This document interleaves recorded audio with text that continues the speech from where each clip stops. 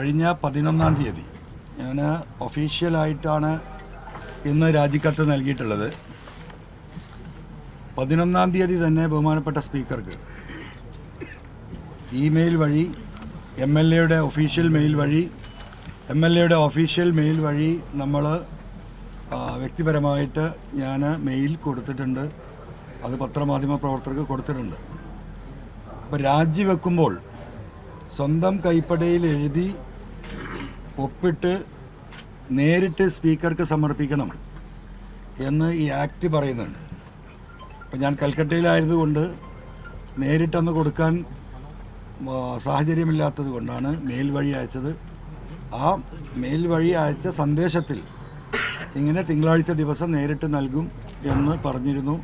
അത് പ്രകാരം അദ്ദേഹത്തെ അത് ഏൽപ്പിച്ചിരിക്കുകയാണ്.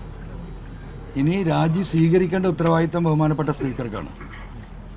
രാജി സ്വീകരിക്കണം എന്നും ആ ലെറ്ററിൽ അഭ്യർത്ഥിച്ചിട്ടുണ്ട്. ഇതാണ് രാജിയുമായി ബന്ധപ്പെട്ടിട്ടുള്ള വിഷയങ്ങൾ.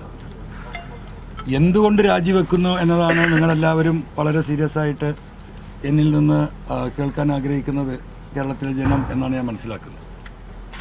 രാജിവെക്കുന്ന ഒരു ഉദ്ദേശത്തോടു കൂടിയല്ല കൽക്കട്ടയിലേക്ക് പോയത്. കൽക്കട്ടയിൽ പോവുകയും പാർട്ടിയുടെ ലീഡർഷിപ്പുമായി സംസാരിക്കുകയും അതിനുശേഷം ബഹുമാനപ്പെട്ട പശ്ചിമ ബംഗാൾ മുഖ്യമന്ത്രി മമതാ ബാനർജി ദീദി എന്ന് സ്നേഹപൂർവ്വം ഇന്ത്യയിലെ ജനങ്ങൾ വിളിക്കുന്ന ബംഗാൾ മുഖ്യമന്ത്രിയോട് വീഡിയോ കോൺഫറൻസ് വഴി കാര്യങ്ങൾ വിശദീകരിക്കുകയും ചെയ്തു. അതിൽ പ്രധാനമായും ഞാൻ വിശദീകരിച്ചൊരു കാര്യം, നമ്മുടെ നാട് നേരിടുന്ന, അല്ലെങ്കിൽ ഇന്ത്യയിൽ കേരളം ഉൾപ്പെടെയുള്ള 13 സംസ്ഥാനങ്ങൾ നേരിടുന്ന ഏറ്റവും വലിയ വിഷയം വന്യജീവി ആക്രമണമാണ്.